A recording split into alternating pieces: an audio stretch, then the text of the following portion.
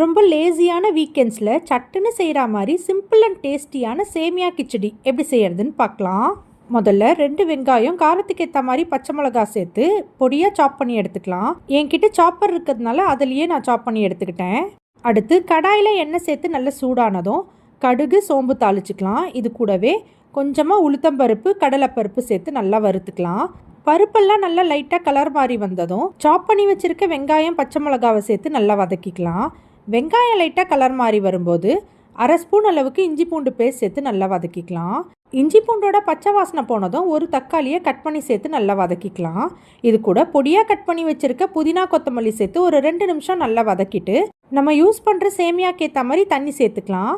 இது கூட தேவையான அளவு உப்பு, கொஞ்சமாக மஞ்சள் தூள் சேர்த்து நல்லா கலந்து விட்டு தண்ணி நல்லா கொதி வந்ததும் தேவையான அளவு சேமியா சேர்த்து நல்லா கலந்து விட்டு மூடி போட்டு மீடியம் ஃப்ளேமில் வச்சு ஒரு 5 நிமிஷம் குக் பண்ணி எடுத்தோம்னா சூப்பரான சேமியா கிச்சடி ரெடி.